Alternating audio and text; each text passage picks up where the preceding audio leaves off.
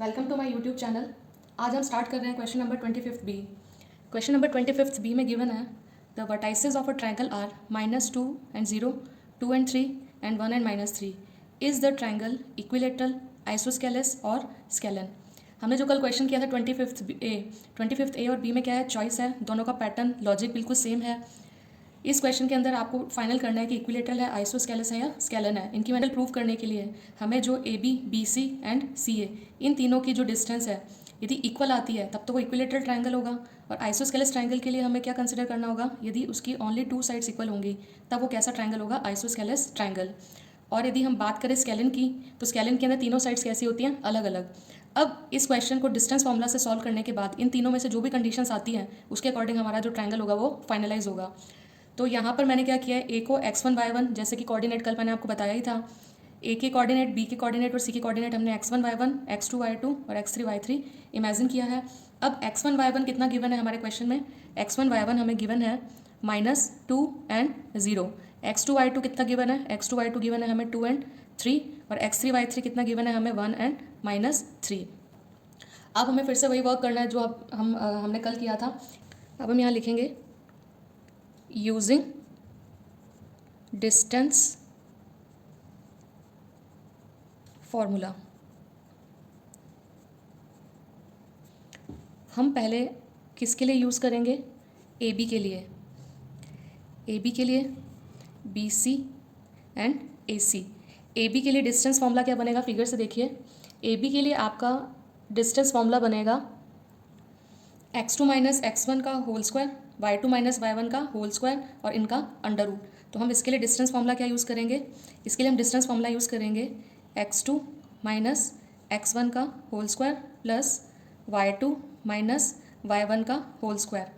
इसी तरह से बी सी हम क्या यूज़ करेंगे, बी सी हम यूज़ करेंगे x3 माइनस x2 का whole square and y3 minus y2 का होल स्क्वायर एंड उन दोनों के एडिशन का अंडर रूट, जो हो जाएगा x3 माइनस x2 का whole square plus y3 minus y2 का होल स्क्वायर।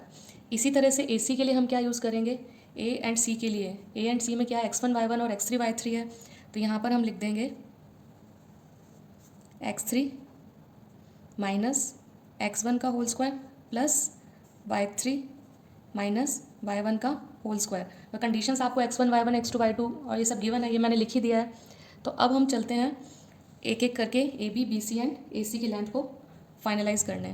तो पहले है ए बी इक्वल्स टू आपने लिखा x2 माइनस x1 का होल स्क्वायर और y2 माइनस y1 का whole square. Again x2 minus x1 का whole square plus y2 minus y1 का होल स्क्वायर। अब x2 कितना है आपके पास में, 2। x2 कितना है, 2। माइनस का माइनस x1 कितना है, माइनस का 2। अब इनके ऊपर ब्रैकेट है तो मैंने क्या लगा दिया, ब्रैकेट का होल स्क्वायर। y2 कितना है, 3 माइनस y1 कितना है, 0। देन इसका भी होल स्क्वायर और इनके ऊपर क्या है, अंडर रूट। अब आप क्या करेंगे, माइनस इंटू माइनस प्लस होता है, हम जनरली मतलब फटाफट से में माइनस माइनस प्लस बोल देते हैं, but actually minus into minus plus होता है। तो ये बन गया 2 + 2 का होल स्क्वायर प्लस 3 का होल स्क्वायर। अब 2 + 2 का होल स्क्वायर जब हम करेंगे तो ये कितना बनेगा, 4 का होल स्क्वायर, 4 का होल स्क्वायर प्लस 3 का होल स्क्वायर कितना, 16, 3 3 ज़ा 9। अल्टीमेटली ये क्या बन गया, √25। और √25 का स्क्वायर रूट कितना होता है, 5। अब हम लेंगे यहाँ पर बी सी का। बी सी इक्वल्स टू क्या था, बी सी इक्वल्स टू था √x3 माइनस x2 का whole square plus y3 minus y2 का होल स्क्वायर। अब हमारे पास x3 कितना है, हमारे पास x3 है 1 माइनस x2 कितना है, 2 का होल स्क्वायर, y3 कितना है हमारे पास में, माइनस का 3 और y2 कितना है हमारे पास में, माइनस का तो ये वाला साइन है और y2 की वैल्यू कितनी है, 3। इसका भी क्या बन गया, होल स्क्वायर। 1 माइनस 2 करेंगे, दोनों साइन डिफरेंट है तो सब्ट्रैक्शन टेक्स प्लेस। अब सब्ट्रैक्शन होगा तो यहाँ बनेगा -1 का होल स्क्वायर और ये बन जाएगा -6 का होल स्क्वायर। -1 का होल स्क्वायर तो minus into minus plus and 1 1 जा 1, माइनस इंटू माइनस प्लस 6 6 जा 36। तो ये कितना आ गया, √37। तो ए सी इक्वल्स टू क्या रहता है, ए सी इक्वल्स टू रहता है x3 माइनस x1 का whole square plus y3 minus y1 का होल स्क्वायर। अब आपके पास में x3 कितना है? x3 है आपके पास में 1। x3 कितना है? 1। x3 की वैल्यू है 1, यहाँ से आ गया माइनस x1 की वैल्यू है माइनस का 2। अब एक स्मॉल ब्रैकेट ले चुके हैं तो यहाँ बिग ब्रैकेट लगाएंगे। y3 है हमारे पास में माइनस का 3 और y1 क्या है हमारे पास में 0। इसका भी क्या बन जाएगा? Whole square. और ये क्या हो गया? Square root. अब आप क्या करेंगे? माइनस इंटू 1 का 1, माइनस माइनस प्लस 2 का होल स्क्वायर प्लस -3 -0 तो कितना आएगा? माइनस का 3 का होल स्क्वायर। अल्टीमेटली क्या बनेगा? ये बन जाएगा आपका, ये बनेगा 3 का square plus minus into minus plus 3 3 ज़ा 9।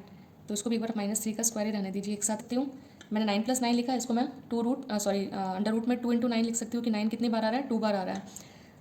अलग अलग है, और जब तीनों साइड्स अलग अलग होती हैं तो मैंने स्टार्टिंग में कंडीशंस आपको लिखवा दी थी कि if all 3 sides are unequal then the given triangle is scalene triangle. तो अब लास्ट में आंसर को कंक्लूड कर देंगे। लास्ट में आंसर को कंक्लूड करते हुए हम लोग क्या लिखेंगे? हम लिखेंगे since all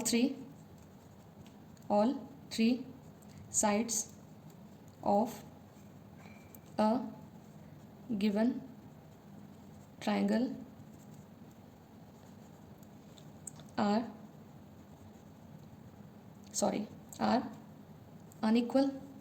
are unequal, therefore